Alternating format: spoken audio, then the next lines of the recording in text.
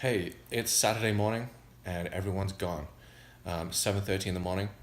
Apparently there's some kind of cheer competition at the high school, and I wasn't given any impression that I'm obligated to be there, attend in any way, support this thing. Feels like I've got the whole day to myself. If I get any kind of text that I need to be anywhere, I will be gone at that time. Saturday's my favorite day of the week by far, and I have one. I don't have to do any shoe shopping or any kind of crap like that today. It's my day. So I'm so excited I can't even stand it. Apparently I wasn't home alone. Cherie had got up before me, but had decided to get an early start watching some Fear Factor episodes. Seems like a strange choice. I had to take her to the high school, so I'm back on track. Dodged a bullet. She did make a comment that very few people had signed up for to help out with this. I made the off-the-cuff comment, scumbags or whatever, and then Cherie pointed out that I was in fact one of those parents, obviously. So what I've got here is well, this desk is something my wife's working on, some junk she found. It's an old desk she wants to refinish. But it's actually going to work really well for me as a workbench for my project, which is the rear platform or swim deck from an old boat I bought last year, which I'm super excited about. So we did get to take the boat out a couple of times this summer. The first time we took it out was up at Deer Creek. Had my friend Hunter come with us. He's a boat expert. He's been doing this stuff all of his life. So I had him skipper the boat and make sure we didn't hurt ourselves or the boat the first time out. I truly believe I could have been a professional surfer. A couple of factors needed to come into play for that to happen. One, would have needed to have grown up on the coast of Southern California, coast of South Africa, somewhere like that, and then had some degree of talent. With those two things, I could have made good things happen on the waves. Spent a lot of time trying to surf, not too much time actually surfing. This is Teak. And it's really meant to be finished with I think it's called Teak oil.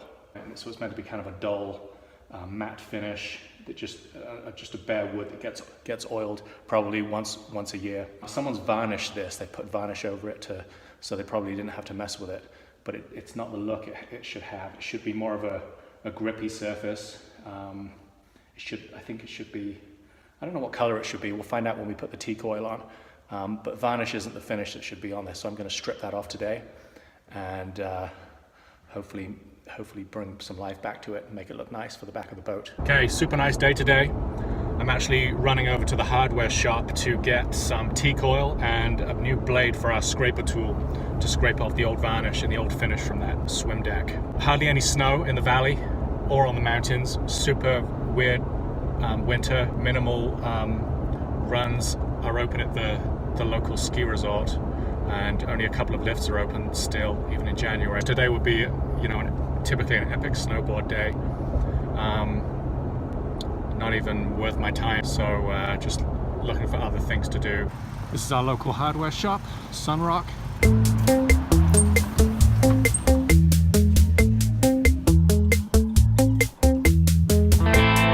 Found my Teak oil, and now I found the scrapers, and I've actually found a blade that fits my scraper. Perfect. So this is the boat the swim deck comes off of, kind of a wakeboarding surf boat. Platform sits on the back here, that's just above the water line. You can hop over the back here, sit on here, and jump in and out of the water from here very nicely. Not doing the boat any favors in its current condition. As you can see, that's what we're going to fix today.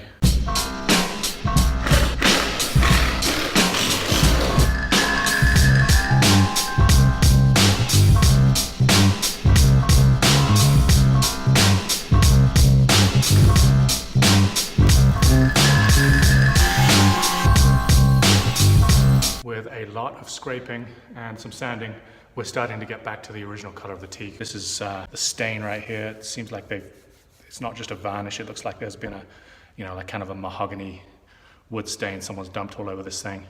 I think I want it to go back to the natural color. It's actually a lot lighter than I expected. I like that. You can still see some high spots I need all of that varnish gone so the Teak oil can soak in. Otherwise it's gonna look patchy and splotchy. I think we're almost ready for some Teak oil.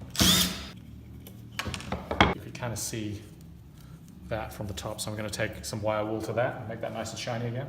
Other than that, I'm going to blow this thing off now. I've gone from 60 grit sandpaper to 150 to 220. It feels super smooth now.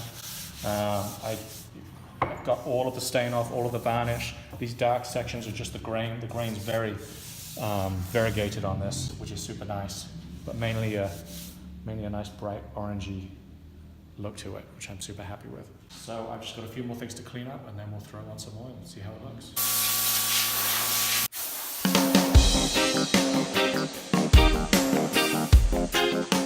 Okay, this is the only one they had, this Cabot or Cabot, whatever it is, established in 1877. So these guys know their way around the teak, apparently. I've used drawers from my wife's project to give me some elevation so I can get around the edges a little better. I promised I won't get any teak oil on her oak.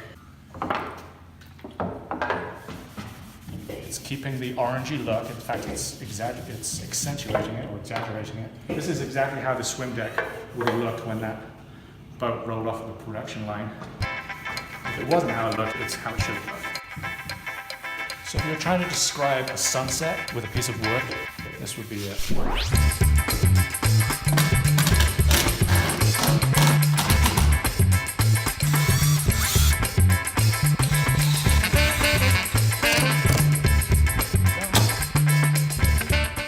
Dry, maybe I'll put it on the boat, see how it looks. Back on the back of the boat where it belongs. This is where I'll be dragging myself out of the water after a long surf session, hopefully with not too many broken ribs. This is how it should look. Looks like fresh teak, straight from the teak factory. I'll leave this for a week, give it another coat. Okay, project complete. Teak looking good. I'm ready for a bike ride. I'm ready for something else.